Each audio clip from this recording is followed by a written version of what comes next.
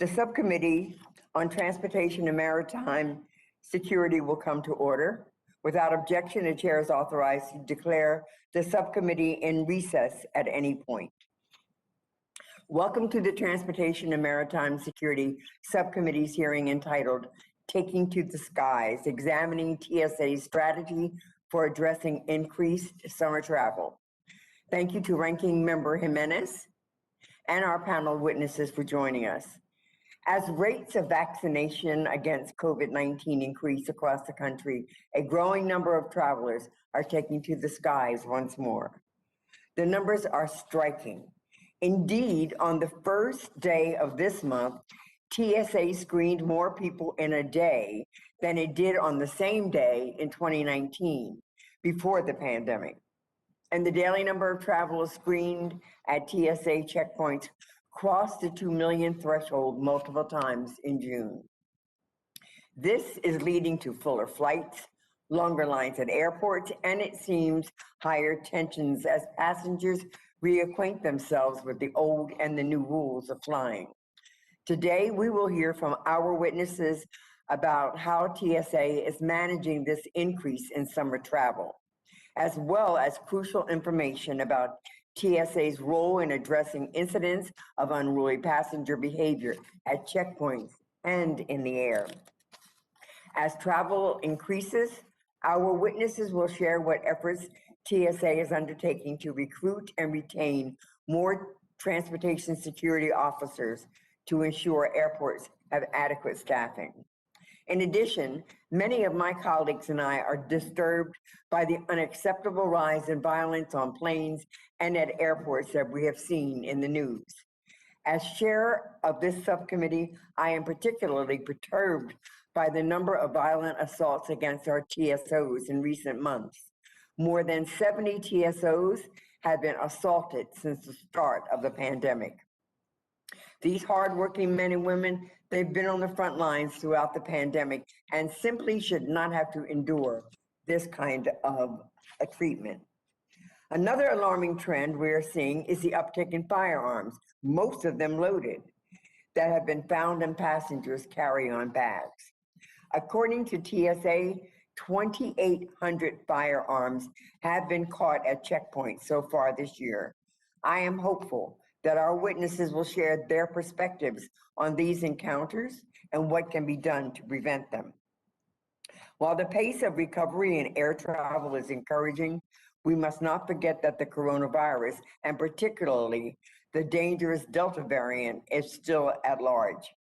The mask mandate aboard planes and in airports remains in place until September 13th, and now is not the time to let our foot off the gas in terms of doing all that we can to prevent the virus's spread. As more travelers take to the air, I look forward to hearing from our witnesses about TSA's strategy thus far and its future plans. Thank you. Now, the chair now recognizes the ranking member of the subcommittee, the gentleman from Florida, Mr. Jimenez, for an opening statement. Thank you, Chairwoman Watson-Coleman. I really appreciate that. I'm pleased that the subcommittee is holding this hearing today to discuss how TSA is securing the traveling public in our nation's airports as air travel begins to recover. As we emerge from the pandemic's devastating toll on air travel and the transportation sector, Americans are increasingly ready to return to travel to conduct the business, enjoy vacations, and visit family. I was pleased to see that TSA screened over 2.2 million passengers on Sunday, which is the highest level of air travel volume since March of 2020. In addition, there have been 10 days already this month of over 2 million daily travelers. On my way to DC from Miami yesterday, I saw this increased passenger volume firsthand. The lines for security were the longest that I have ever seen there at Miami International Airport. And the line for TSA PreCheck was nearly 50 yards long from front to back. Again, that's the longest line I've ever seen on TSA PreCheck. And what I'm understanding is that, for, at least at MIA, they're back to almost 95% of air travelers. And it's a huge international hub, and international business is way down. So once international travel starts to pick up again, we may actually surpass pre-pandemic levels. We must ensure our security checkpoints are properly staffed for the number of travelers that they're seeing. This issue must be addressed quickly to meet the growing demand on air travel. I am heartened that leisure air travel has recovered to 75% around the country to pre-pandemic levels, but TSA needs to be ready for an increase in business travel this fall, as well as projected increases in international travel. I remain concerned that staffing shortages at our nation's airports checkpoints will continue to grow as passenger volumes increase. I look forward to hearing from today's witnesses about TSA's efforts to hire additional screeners for summer travel. I believe that an obstacle to recruiting and retaining TSA officers is that they need to be paid more. Increasing TSO pay is important to maintain a strong frontline workforce and to secure the traveling public. As passenger volumes continues to increase this summer and into the fall, it is incumbent upon TSA to facilitate the higher travel volume in an efficient and a very secure manner. Thank you, Madam Chairwoman, and I yield back the balance of my time. Thank you, Ranking Member. Members are also reminded that the subcommittee will operate according to the guidelines laid out by the chairman and the ranking member in their February 3rd colloquy regarding remote procedures. The chair now recognizes the chairman of the full committee, the gentleman from Mississippi, Mr. Thompson, for an opening statement. Thank you, Chairwoman Watson Coleman. Thank you to our witnesses for joining us today. For much of last year, the skies were empty. Vaccines were a distant dream, and at one point, it seemed airlines were on the brink of collapse. At the beginning of lockdown, there were days where TSA screened less than 100,000 passengers. In contrast, this month, TSA routinely screens over 2 million passengers annually. But unfortunately, our nation returns to travel has not gone seamlessly. Long lines have returned at checkpoints, meaning TSA has had to fight for more talent in this competitive job market. That fight for talent is hindered by the fact that TSA workers still do not receive the pay and protections afforded to other federal workers, though I'm glad to be working with the Biden administration to fix that problem. TSOs work hard under normal conditions, but the combination of COVID-19 and a dramatic uptick in unruly passengers has made the job even more challenging. Across the country, dozens of TSOs have been physically assaulted in recent months.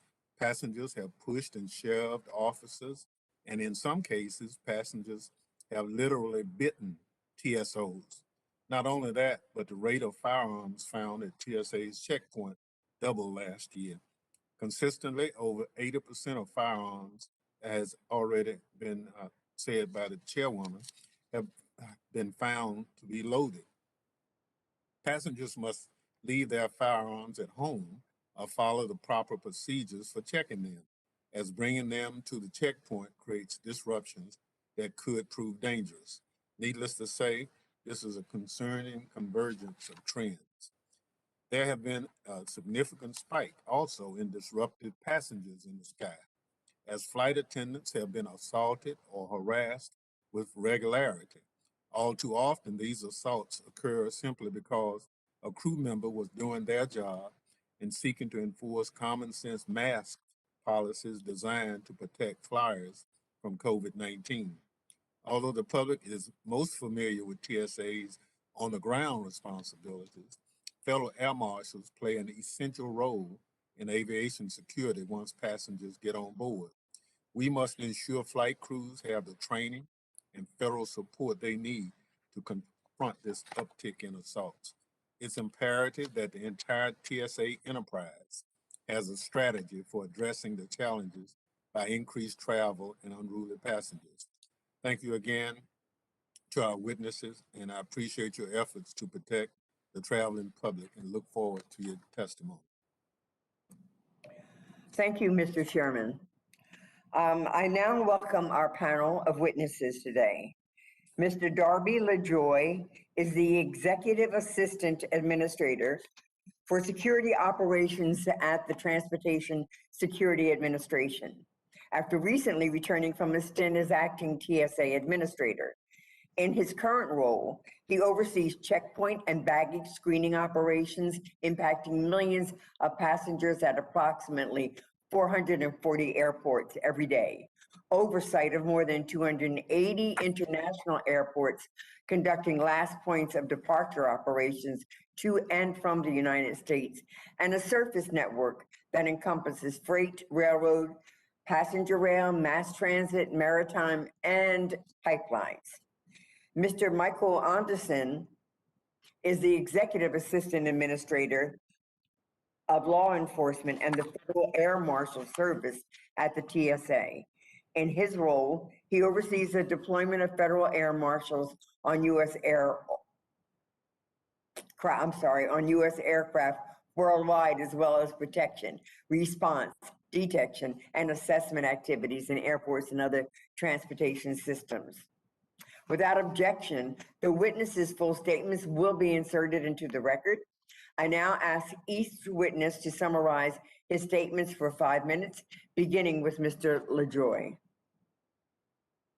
Good morning, Chairwoman Watson-Coleman, Ranking Member Jimenez, and distinguished members of the subcommittee. Thank you for inviting me to testify before you today. I appreciate the opportunity to discuss the Transportation Security Administration's operations and strategy for addressing increased summer travel. Like all of us, TSA faced tremendous challenges for the past nearly 18 months from this ongoing global pandemic. When air travel came to a near standstill, our operational agility, the resilience of our workforce, and the strength of our partnerships were tested like never before. I am incredibly proud of the way we've adapted to these unprecedented challenges and positioned our agency to support what has been an historical recovery in passenger demand. Through the darkest times of the pandemic, we never wavered from our solemn commitment of protecting the nation's transportation systems and ensuring the freedom of movement of people and commerce. From the very beginning, TSA placed the highest priority on the health and safety of our employees and that of the traveling public. We moved quickly to implement protective measures at security checkpoints and screening locations across the country. We enforced social distancing at our checkpoints, installed acrylic shielding to minimize personal contact, increased sanitization efforts, and required officers to wear face masks, gloves, eye protection, and face shields. We used our personnel flexibilities to offer new leave options for employees at higher risk of severe illness from exposure to the virus, and maximize telework and flexible scheduling options whenever possible. And we are at the forefront in providing accelerated vaccine access through the department's operation Vaccinate Our Workforce. We took direct and meaningful action to supplement the worldwide pandemic response. We helped repatriate over 100,000 American citizens stranded across 136 countries, and facilitated the distribution of personal protective equipment and other critical supplies, such as ventilators, to countries around the world. Before I continue, I want to take a moment to thank our workforce, our TSA officers, our coordination center officers, our federal air marshals, our K-9 teams, our aviation, surface, cargo inspectors, our vetting personnel, and all the staff that stands behind them. To every single person who stood firm and fulfilled their duty, I am proud of their continued resilience and professionalism. Airport passenger volumes are finally nearing and consistently exceeding pre-pandemic levels. We anticipated this increase and began a concerted recruitment effort this past winter to hire the support needed to handle these increasing volumes throughout the remainder of the year. We also took additional measures, such as doubling the size of our national deployment force to provide resources where needed. TSA is also utilizing several monetary incentives to recruit new employees and retain our valued workforce to ensure that adequate staffing levels continue. These efforts are already paying dividends. Sunday, July 18th was one of the busiest air travel days of 2021, with TSA screening over 2.24 million passengers. Over the entire 4th of July holiday period, July 1st through the July 7th, TSA screened almost 14 million passengers, with 97% waiting less than 20 minutes in standard lanes and less than 5 minutes in TSA pre-check lanes. More importantly, there were no major security incidents impacting the transportation sector. We are confident that TSA is prepared and well-positioned to continue to effectively meet increasing passenger volumes throughout the remainder of the summer. Unfortunately, with the increase in passenger volumes, TSA has also seen an increase in unruly passengers at TSA checkpoints across the country and onboard aircraft. Since the beginning of the pandemic, there have been over 85 physical assaults on TSA officers. Additionally, we have seen a dramatic increase in the number of incidents on board aircraft, with over 3,600 in-flight disturbances since the beginning of the pandemic. Sadly, many of these disturbances have become violent, resulting in assaults against fellow passengers and flight crew. Our industry partners have reported an increase in assaults in other modes of transportation as well. And I want to thank those frontline transportation workers, including flight crew, who do their jobs every single day to make sure that the traveling public is safe. Additionally, and as noted by the members, TSA continues to detect firearms on passengers and in carry-on bags at checkpoints at an alarming rate. As of early July, TSA detected 2,807 firearms in 2021, 85% of which were loaded.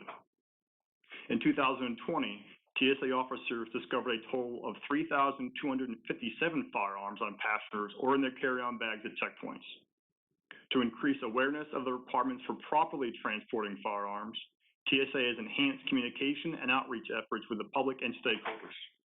And in February of this year, we published updated enforcement sanction guidance, which increased civil penalty ranges that TSA can impose. For first-time violations, TSA may impose a fine of up to $10,000 if the firearm is loaded. Air travelers coming to checkpoints for the first time since before the pandemic may see some changes in the security technology they encounter. Throughout the pandemic, TSA has worked to accelerate deployment of state-of-the-art technology such as computer tomography, credential authentication technology, and on-person screening enhancements. Mr. LaJoy, Yes, Mr. ma'am. LaJoy, excuse me, you've gone beyond your 5 minutes. Could you just sort of wrap it up and perhaps we can get to some of this with the questions? Yes, ma'am. Let me just end by thanking you all for the opportunity today, and I look forward to answering questions. Thank you, Mr. LaJoy. I'm certain that we'll get to some of that additional information in questions because you were heading into an area that we're very interested in. And thank you for that. I now recognize Mr. Anderson to summarize his statement for 5 minutes. Mr. Anderson? Yes, good morning, Chairwoman Watson-Coleman, Ranking Member Jimenez, and distinguished members of the subcommittee. Thank you for this opportunity to testify before you today to discuss the Transportation Administration's Law Enforcement Federal Air Marshal Services approach in securing aviation travel, which continues to increase from very low levels at the height of the COVID-19 pandemic. The dedication and commitment of our federal air marshals to ensuring the safety and security of our nation's transportation system and its travelers is unwavering. Federal air marshals have played critical roles in the investigation and apprehension of suspects in the aviation domain, the protection of passengers and crew members, and the security of transportation hubs deterring terrorism. Throughout the unprecedented circumstances of the worldwide COVID-19 pandemic, our workforce steadfastly maintained the TSA mission in securing the nation's transportation system, and more specifically, we remain focused on the highest risk to transportation. To maintain operations, the deployment of federal air marshals during this time proved challenging, but the safety of our federal air marshals was not overlooked or minimized for the sake of the mission. Our workforce is our greatest asset, and their health and wellness is vital to mission success. In a few weeks, we will mark 20 years since September 11th, when terrorists evaded security of the nation's transportation system to kill thousands of people and inflict unimaginable damage.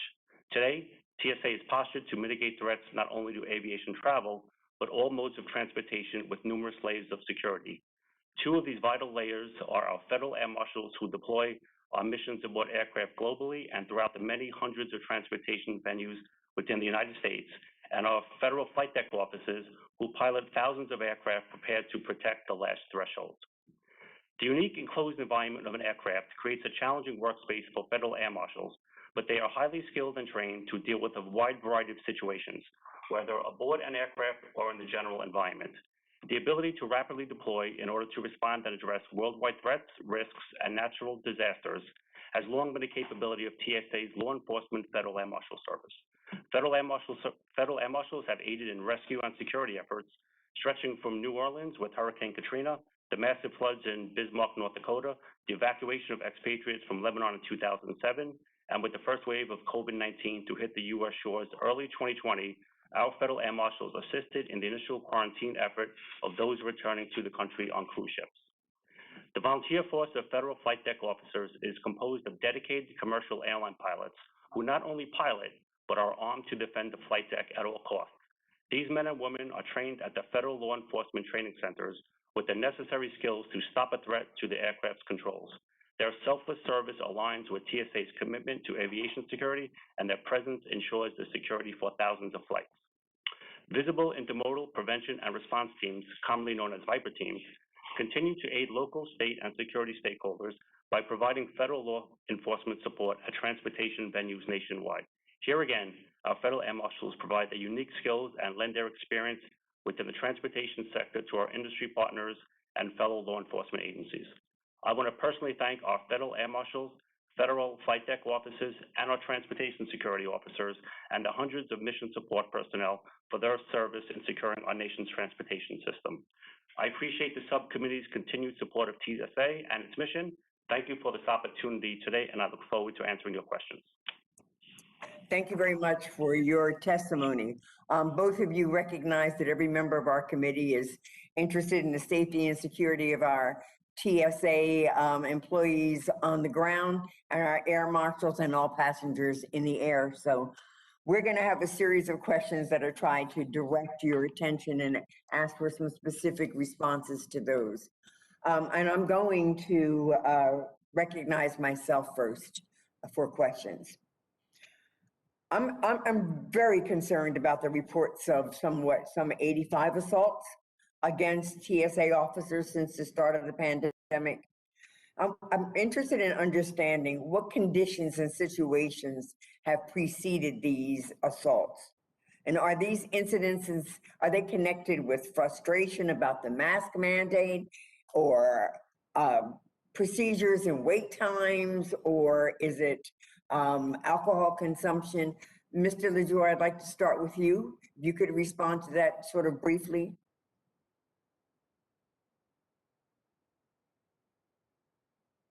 I think you have to unmute.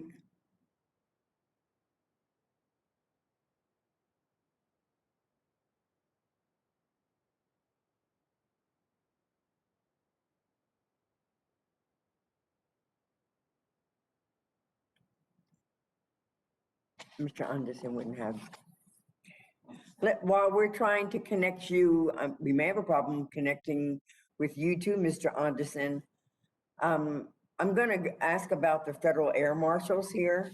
I do recognize that TSA employs a number of air marshals, and that the exact number is a sensitive security information issue that can't be discussed in this forum.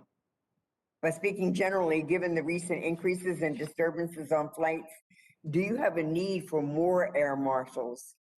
And is the current rate at which the FAMs are on board and able to respond to these incidences sufficient?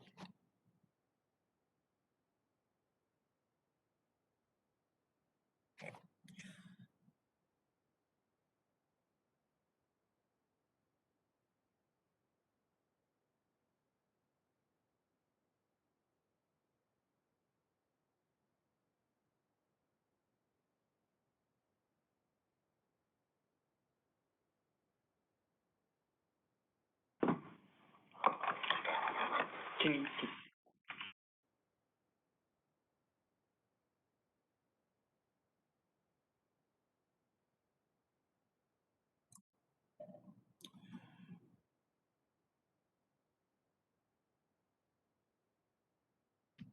Mr. LaJoy and Mr. Anderson, could you just nod if you're hearing me?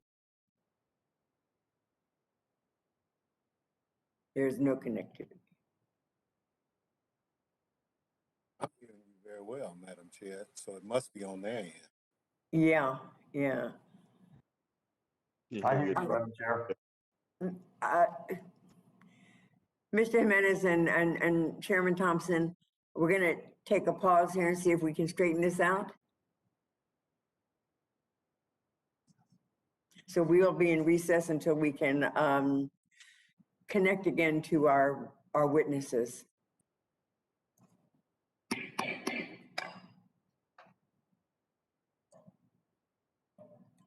Stop my video.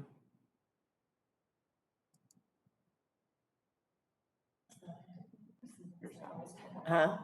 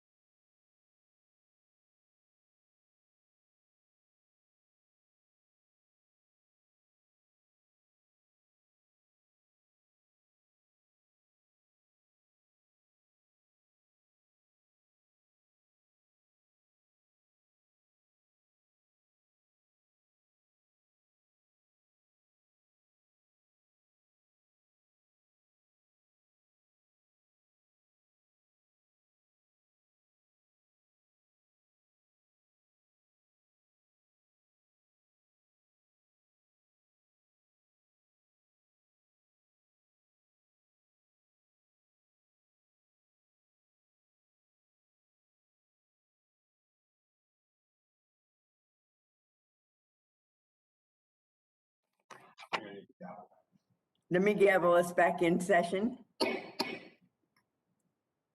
We are now back in session. Thank you. As I was saying, I'm particularly concerned with the reports of 85 assaults against TSA officers since the start of this pandemic. I would like to have your response to these questions. What conditions and situations preceded these events, these assaults? Are incidences connected with frustration about the mask mandate, frustration with screening procedures, and wait times or alcohol consumption? Mr. LaJoy. Well, thanks for that question, Madam Chair. I think it's fair to say that all of those conditions is something that we're experiencing. And we just sadly had 2 assaults yesterday coming through one of our checkpoints.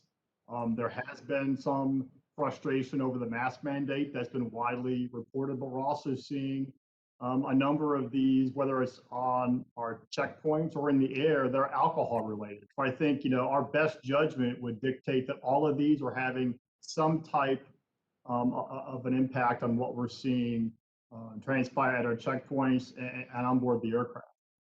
So if you are observing passengers or potential passengers that are exhibiting these kinds of behaviors, exactly what do you all do in terms of whether or not they're allowed to get on the plane?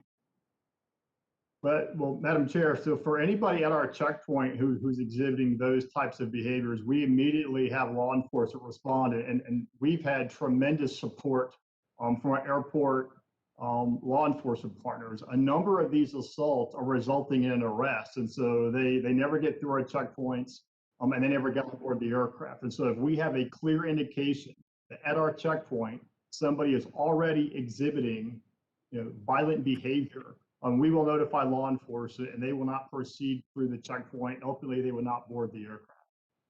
I would think that your response to assaults upon the TSOs is very very severe. Could you give me some indication about have individuals been fined? Have they been charged for assaulting these officers? What sort of penalties do they face? And in general, are you keeping a log, a record of incidences at the checkpoints with regard to people that you've had to remove, how many, what for, and what happened to them?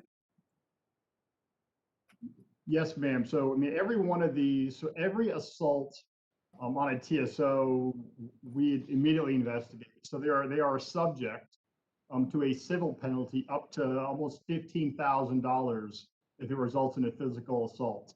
In addition, if they are a member of a TSA pre-check, it could result in a temporary on up to a permanent ban from TSA pre-check, depending on the severity. As I stated before, a number of these are resulting in local charges from law enforcement. And in additional, we've had tremendous support from U.S. attorneys around the country in bringing federal criminal charges, both in cases against our officers or against members of the flight crew. So it's both federal and local criminal charges in addition to civil penalties up to $15,000 and potentially a permanent ban of TSA pre-check. Can you provide us with the information as to how many people have been fined, how many people have been arrested? We can certainly provide that back for the record. We'll go back to the beginning of the pandemic since we've been charting this, and we'll provide that back. Thank you very much. A quick question before my time is up to you, Mr. Anderson. I know I recognize a number of federal air marshals that you all employ as sort of sensitive security information that can't be discussed in a forum of this nature. But given the recent increases in disturbances, do you have enough air marshals? And is the current rate at which federal air marshals are on board and able to respond to these incidences that have been demonstrated and verified sufficient? Yes, Madam Chair. At this point in time, I do have enough federal air marshals to cover our mission. And our mission hasn't really changed since prior, to COVID-19. Our federal air marshals are still out providing, in-flight security. As far as the amount of federal air marshals over the next few years, I may need some support in hiring due to attrition, as a large portion of our workforce entered on service right after 9/11 and will be coming up to their, up to their 20th year anniversary. But at this point in time, I'm confident that I do have enough federal air marshals. Thank you, Mr. Anderson. My time has expired, but I do have a second round of questions regarding air marshals and their well-being and the type of scheduling that takes place. But now I'd like to yield to the ranking member, Mr. Jimenez. Thank you, Madam Chairwoman. I appreciate that. Mr. LaJoy, what happens to passengers that are carrying firearms either in their person or in their carry-on bags? So immediately when TSA detects the firearm on the X-ray, we will notify law enforcement. Everything stops because, to the point we were raising earlier, this very much is a public safety concern for our checkpoints. I mean, 85% of the weapons that we encounter are loaded, oftentimes haphazardly thrown in a bag. And so our first priority is to stop and allow law enforcement to take control of that situation. And then there, depending on what the various state and local laws may be, law enforcement will take infraction. It could be anything from an arrest. It could be, placing the weapon in a safe location, allowing the passenger to return it in some case. But the very first instance for TSA is to notify state and local law enforcement to take control of that situation. There's no federal law prohibiting somebody transporting a firearm, trying to get a firearm onto an airplane? There's certainly a number of civil statutes that would prohibit somebody from bringing a weapon on board the aircraft. And so immediately following the law enforcement actions, TSA investigates every one of these circumstances for a civil penalty. Not a criminal penalty. And I understand that some people may inadvertently leave a firearm in a carry-on, et cetera, and I understand that, okay? but there's no, the civil penalty, it's not a criminal penalty to do that? Well, I think each one of these are going to depend on the circumstances. We'd have to defer to DOJ on that. But I think one of the challenges is that the intent element is not something that's in a federal criminal statute. So it really depends on what, if any, aggravating circumstances may be present if the gun was stolen, or depending on the particular circumstances, we do get support from the U.S. attorney, but it's very much dependent on the individual circumstances of the case. All right, now some of them are on carry-on. Some of them are actually, you find them on the person, right? That is correct. We have had circumstances where we found them on the purse. I mean, the predominance of these things are, in a bag, and the most often cited reason is they simply forgot it was in there. But we have had circumstances when we've discovered these things on their person. Would you say that the majority of those that have the gun on them have some kind of concealed weapons permit? And they just think that it's okay because they have concealed weapons permit? I think that's certainly something that we encounter, sir. I mean, again, depending on the different state, when we find, obviously, thousands of weapons a year. So we can go back and see if we know how many of those cases those individuals have a concealed carry permit. But to your point, I think the way we focus on this is twofold. We prioritize the enforcement actions. So we've actually added 6 aggravating factors to a weapon. If it's loaded, if there's a round that's chambered, if they're a member of TSA trusted traveler programs or an employee of transportation, that's considered an aggravating factor. But again, the most often cited reason is they simply forgot it's in there. So we actually developed a pamphlet that we issued in the spring and summer to get word out for how people can properly transport weapons if they travel. And what happens to somebody who's tries to do this 2 times, twice? Do you have a database of people that you've seen trying to get through TSA with a firearm and then somehow try to do it again? We do. Now, our numbers are, the number of repeat offenders is about 6%. And it's about a handful of those who repeat it, beyond 2 times. And then, frankly, the penalties get quite severe for repeat offenders. That really is at the maximum civil penalties, and a number of these things at that point, depending on the circumstances, may result in criminal penalties as well, whether state or local. But we do have that information. So, okay, I don't know if you answered the question or not. Is it a federal crime to try to bring a firearm onto an airplane? Depending on the circumstances, it may. But the thing that's lacking in the federal criminal statute, and again, I have to defer to counsel, is the element of intent. So what we often hear is our experiences generally on the circumstances themselves may or may not result in a federal charge. Okay. Did you guys change policy at all? Anything happened differently on Monday than started something on Monday because of what I saw personally was unbelievably long lines at TSA. Did you guys change something, or it was just a really heavy travel? We've not changed any policies, or I think to what you're recognizing is we are seeing exceedingly increasing numbers of passenger volume. Just last week, 117 airports are already exceeding what the volume is in 2019, which is sort of pre-pandemic. It's how we measure things. What our experience every single day is when we have these wait times, every one of our lanes is open. So it's generally capacity constraints in the system, or sometimes equipment could break. But our federal security directors are getting their lanes open. Okay. Thank you to the ranking member. Your time has expired. Chair now recognizes the chairman, Mr. Thompson. Thank you very much, Madam Chair. Let me thank the witnesses for their testimony.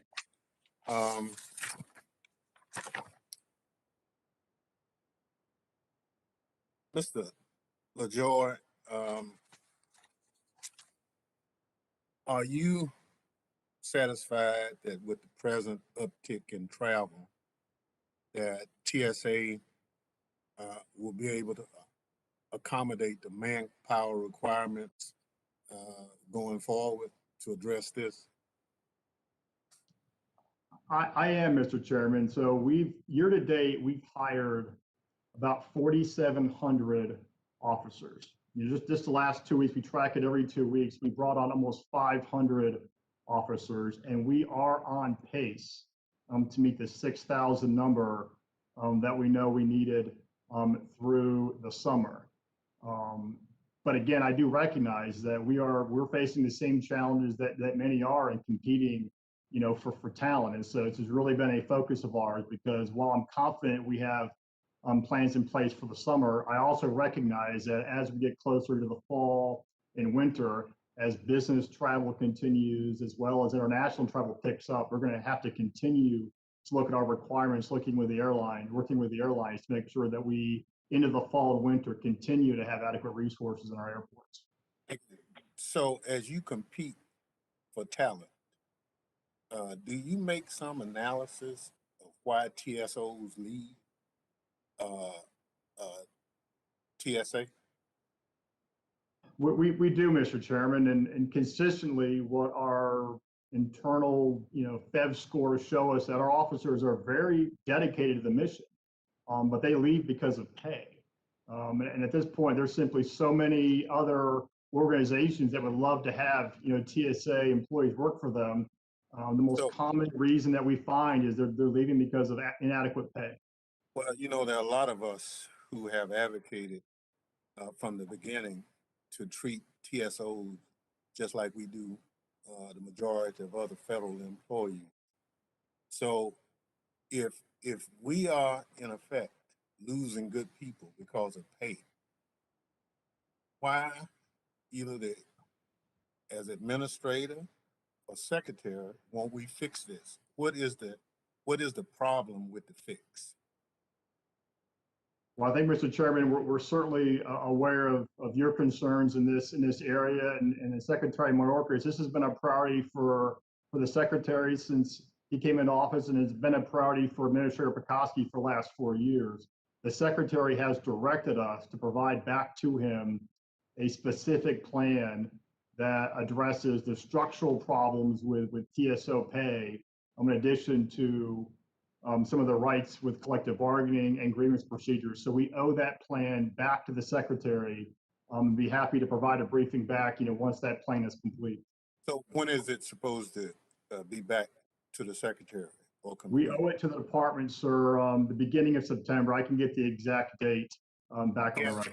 Well, my concern is if we losing good people and it's a matter of pay, and we don't pay people commensurate like with other federal employees, if there's some authorities you lack, if whatever it is, from what I hear from everyone who's been on the call on this hearing so far, they want to fix it. And so if there are problems, just give us the impediments, and I think we'll go forward.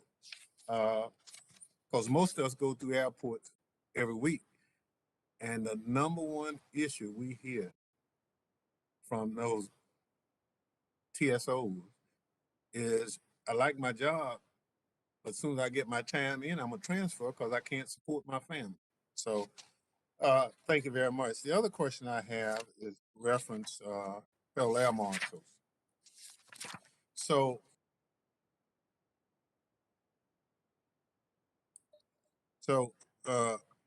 Mr.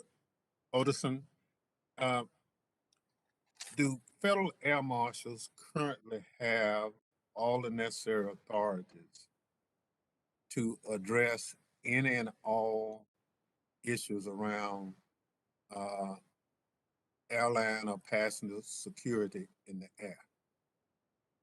Yes, sir, we do. Federal air marshals have authority under ATSR and Title 49. They would have the same authorities as any other federal law enforcement officer, in the government.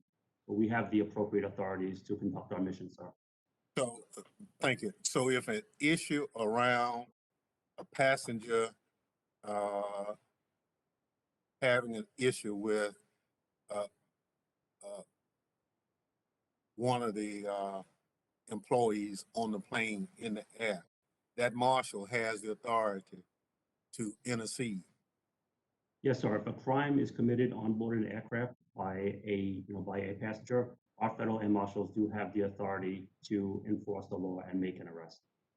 So that's if it's an issue around a mask or if it's any other issue. I don't want to split hairs with crime, but if if this passenger was just being totally unresponsive to the directions of the staff, that air marshal under current authority can intercede. The gentleman's time has expired, but we're going to allow you to answer that question, please, as expeditiously as possible. Thank you. Sure, sir. Madam Chair. Flight attendants, sir, are trained, and we offer crew member self-defense. They are trained to handle most minor offenses. If a non-compliance with a mask turns into an assault or turns into a crime on board the aircraft, our federal air marshals are trained to take appropriate response. Thank you. Thank you, Madam Chair, for being so gracious with your time. Thank you, Mr. Chairman. And Mr. Lovejoy, the chairman is absolutely right about the level of pay being an incentive to stay or go, but it's even just more than just the pay you pay them. It is the predictability of the regular increases, and it is the other pension and benefits that are accorded those individuals that are under Title V. And we're very interested in ensuring equality and under this opportunity. The chair now yields to the gentlelady from Iowa, Ms. Miller-Meeks. Thank you, Madam Chair. I want to thank our gentlemen for their testimonies. I'll pontificate a little bit as well. Members of Congress travel a lot. That's no surprise. I go back to my district in Iowa every opportunity that I have. I find that it keeps me humble, and also my constituents bring up things to me that end up becoming resolutions or letters or laws.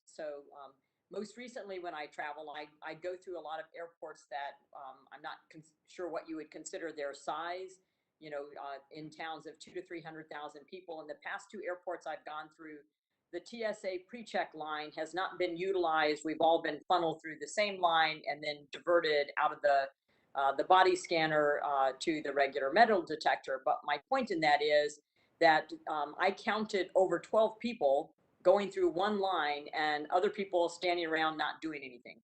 So that leads into my question. So I just want to point out that in several airports, I have seen a lot of personnel who are not actively engaged in screening individuals. They may be actively engaged in other things.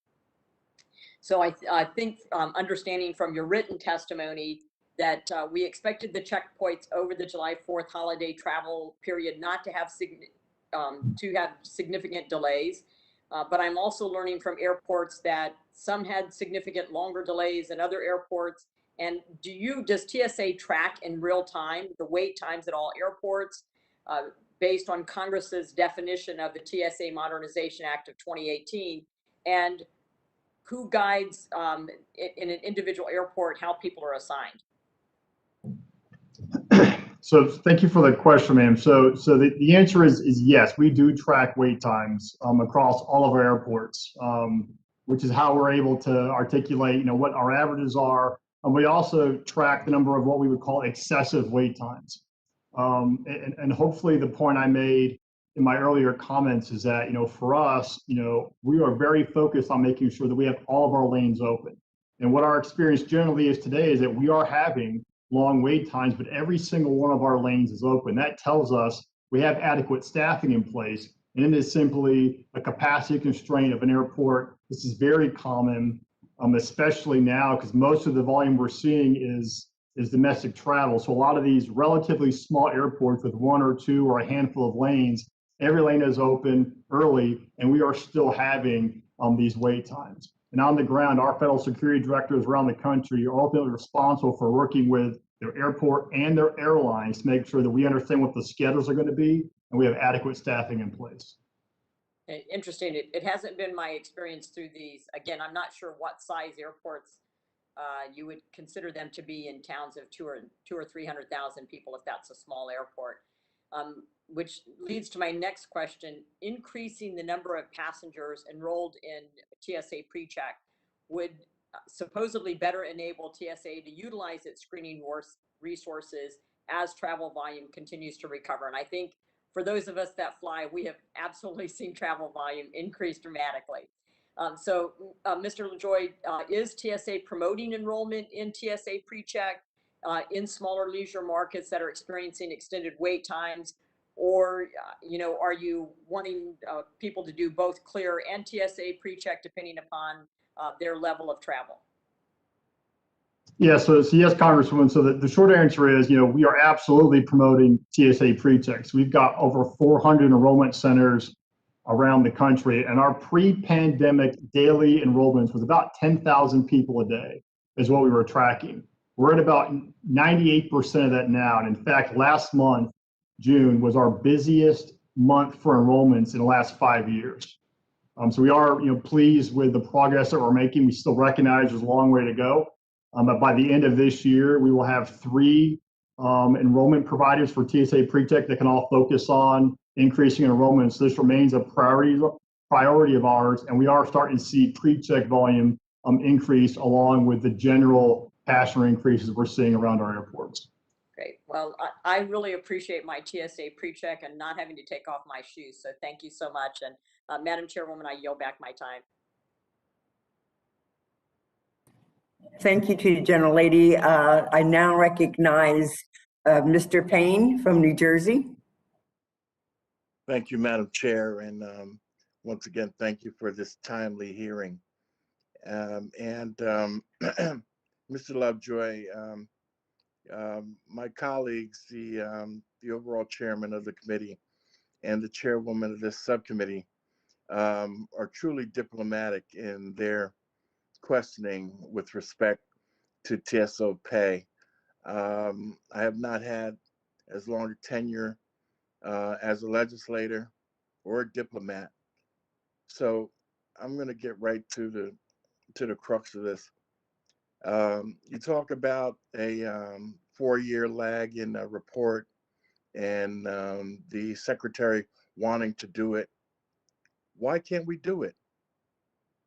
If we've known, I've been talking about the topic since the chairwoman has arrived here in Congress.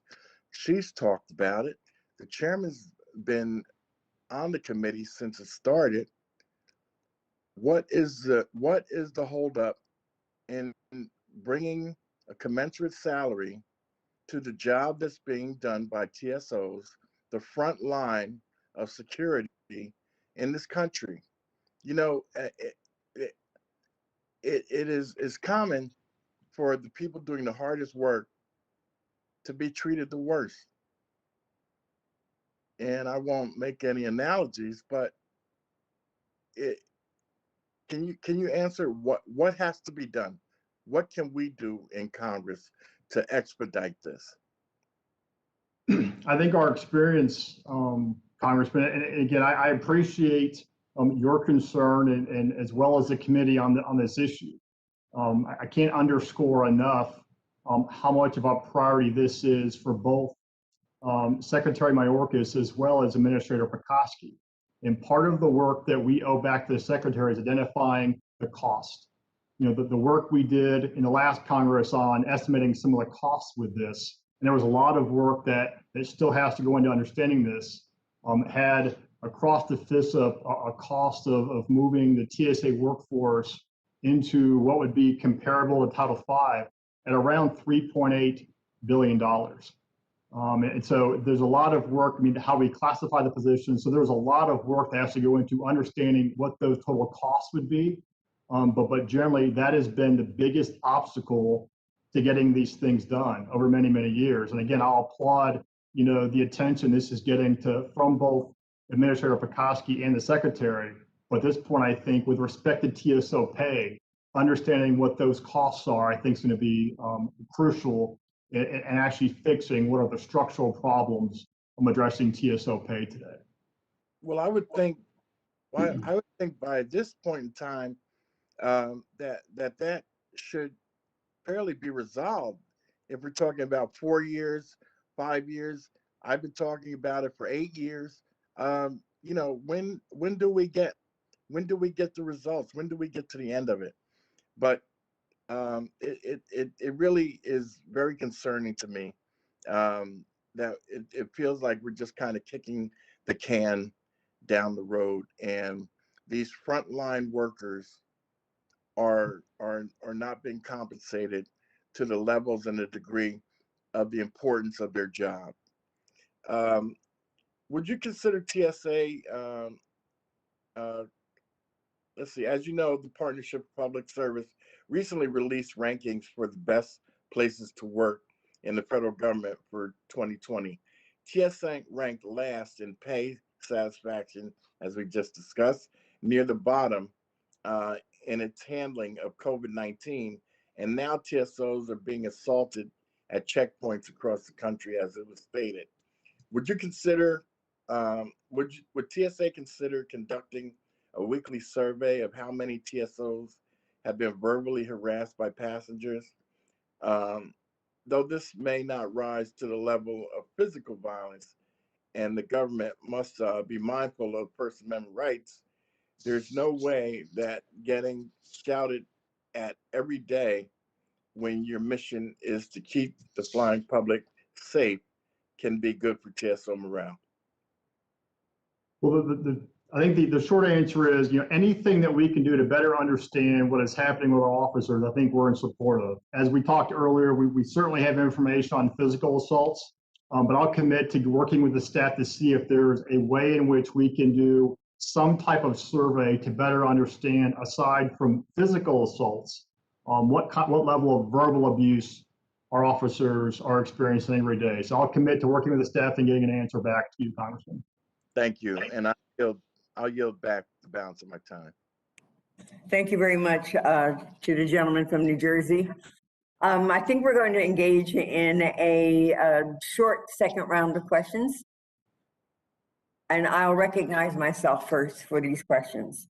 Mr. Anderson, you had indicated that you would be seeking our help soon as it relates to, I guess, federal air marshals, perhaps retiring or something because they've been there for a long period of time. When do you anticipate asking us for help, and what is that help? In what form is that help supposed to come to you or need to come to you?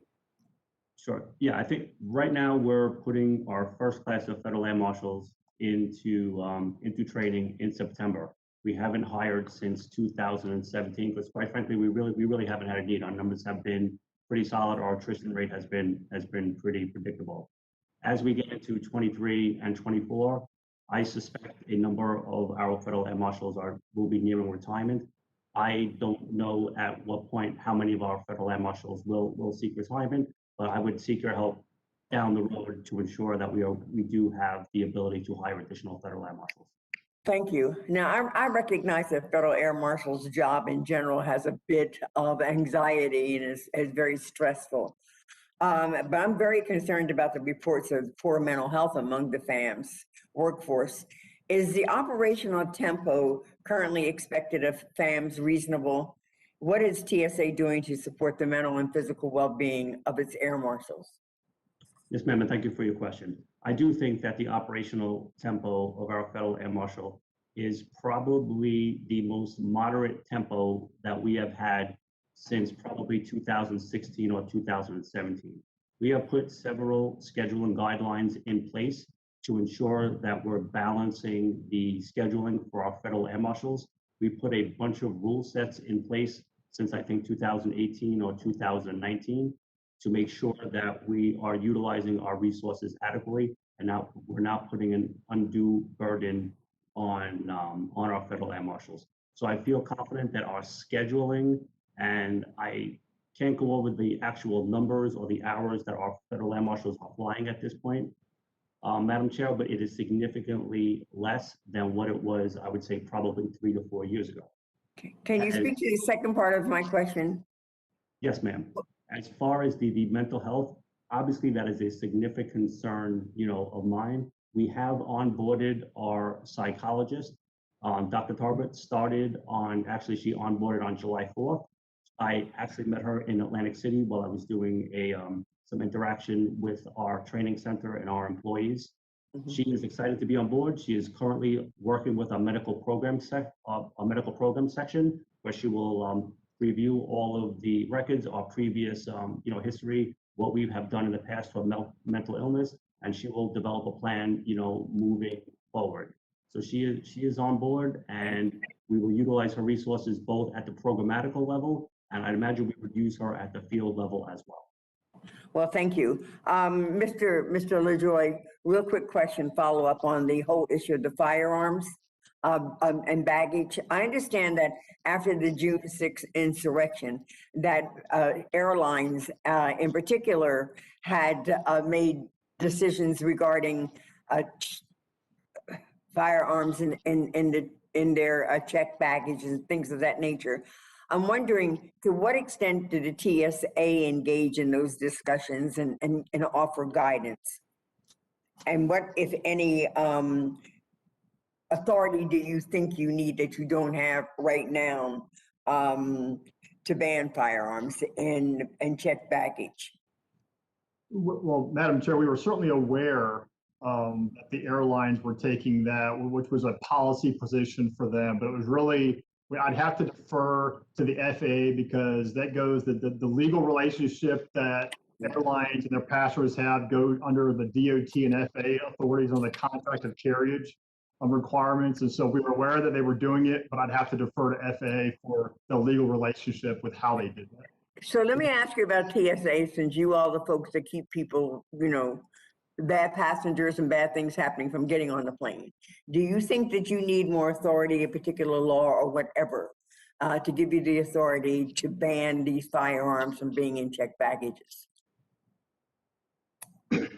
Well, I think with respect to firearms and checked baggage, we actually have a pretty high level of compliance with that. And so our concern really is what is the prohibition is having the firearms in checked baggage and on their person where they have access to it. I mean, what our message is to get word out on how to properly travel with firearms that would require them to put them in their checked baggage, to properly declare it, make sure it's properly stored with the ammunition. And so our message is understand how to properly travel, which would be never in carry-on, never on your person, but properly doing so in your checked luggage. One quick question. If you find an individual has a firearm on his person and that individual has ammunition, you refer that person to law enforcement, right? It would be an immediate referral to law enforcement, ma'am. Immediate. Does law enforcement remove that person from the line to get on the airplane? Yes, ma'am. I mean, the very first actions law enforcement take, whether it's, and again, in the rare occasion it's on their person or in their accessible property, is to safely mitigate that. They remove it, they take it to a safe place in order to do what they do to make sure that the public is not at risk. And is that person allowed on the plane? It would depend on the state or local laws and the circumstances of the actual incident. Thank you. I recognize Mr. Jimenez.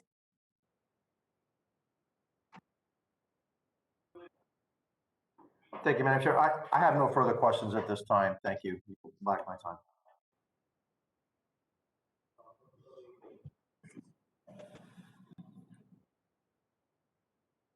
With your indulgence, Mr. Jimenez, I'd like to ask another question about individuals who are taken by law enforcement when they are found with loaded guns or even unloaded on their possession.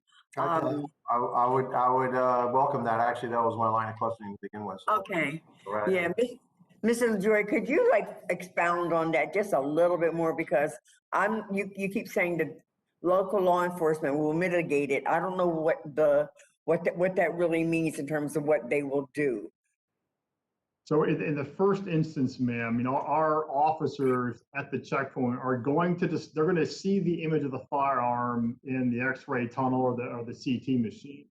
Our procedures are they immediately stop, and they're going to notify law enforcement. We won't take possession of that bag.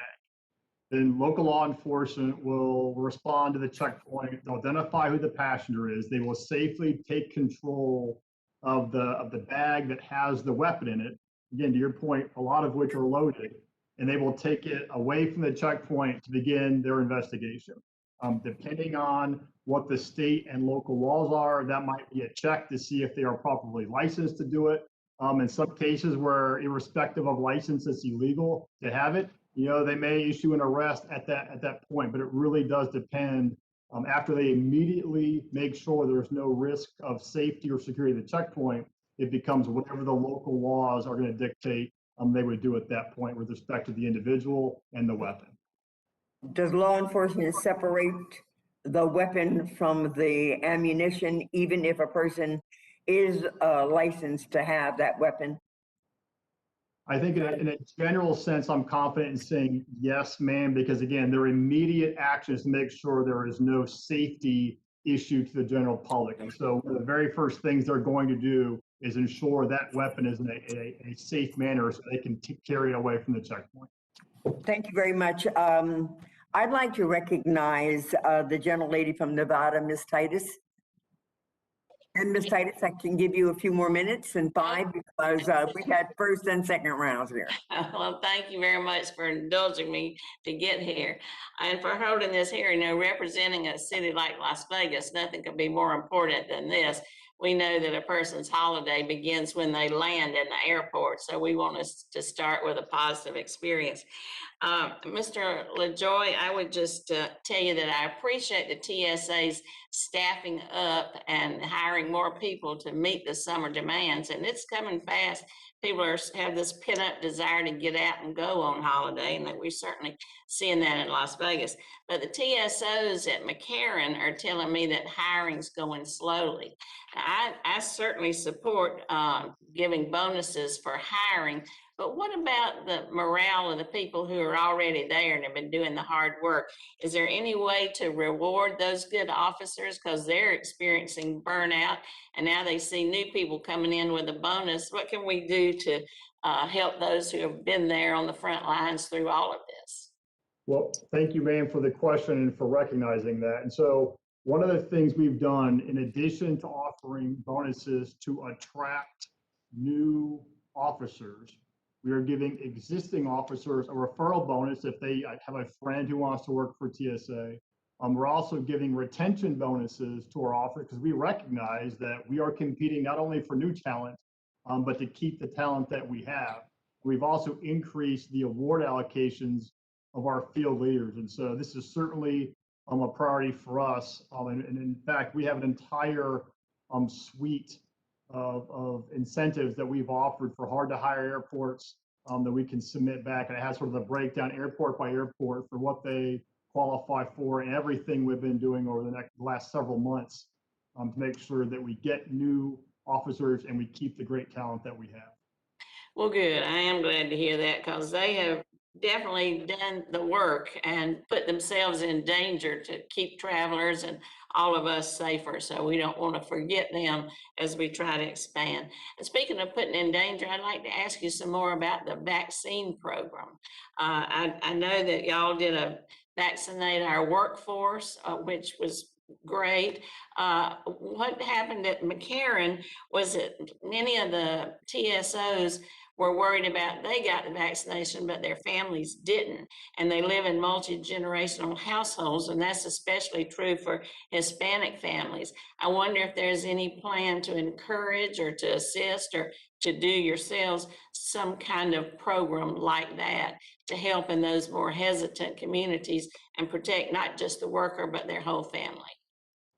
Well, again, thanks for that question, ma'am, and to recognizing the importance of Operation Vaccinate Our Workforce. And so the TSA numbers presently, I have them as of about a week ago, about 63% of TSA employees have gotten their first shot, and about 45% are fully vaccinated. And our chief medical officer has really done an excellent job of making sure that location by location, if we have access to programs that can help vaccinate not only our officers, but also their families, that we're getting that word out. And again, I would applaud all of our federal security directors around the country because they have diligently, for a number of months now, making sure they had local information on to get out to their workforce. And so this remains a priority of ours. And you have my commitment. If there's something more we can and should be doing to get the word out, we will certainly do that. Well, that's good. I hope you'll work with the unions and the different airports too, because, sometimes people don't trust the government, but they trust somebody they know, whether it's a church or a family member or a union that they belong to. So I hope you'll work with them too. Speaking of the vaccination, since people are traveling, the rates are going up. Certainly in Las Vegas and Nevada, our rates are going up. Do y'all have any plans to monitor that or do anything special in those hot spots to protect your members? Well, it's something, ma'am, to your point, that we've monitored from the very beginning. I mean, we are starting to see these Delta variants. We're certainly, very concerned by what we're seeing. Our officers are still on the front line. And so the manner in which we were postured at the height of the pandemic with respect to taking measures to protect our workforce is exactly where we're committed today. Every single day, we get reports on the number of our employees who are contracting COVID-19. And as we start to see an increase in certain locations, we work very diligently to make sure that we're taking the proper steps to help protect our workforce. This remains a concern of ours, and we'll do so in the future. And again, it's why it's important for us to continue to work very closely with the CDC on this. At every level in the organization, we are very closely coordinating with them because we are relying on them to give us the very best information that they have available to them. Well, thank you. Thank you, Madam Chairman. I look forward to working with you and TSA to be sure that our folks stay protected and our travelers. So thank you very much. I yield back.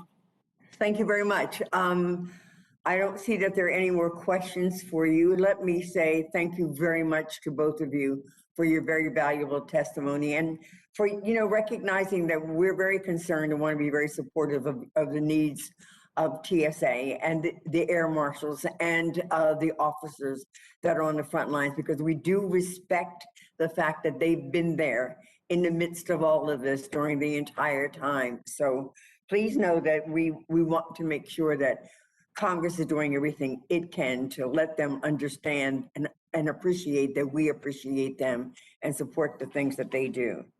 The members of the subcommittee may have additional questions for you. As a matter of fact, we did ask you for some information regarding incidences. We'd ask that you would respond expeditiously in writing to those questions. The chair reminds the members of the subcommittee that the committee's record will remain open for 10 days. Now, without objection, the subcommittee stands adjourned. Thank you so much for your participation. Thank you, ma'am.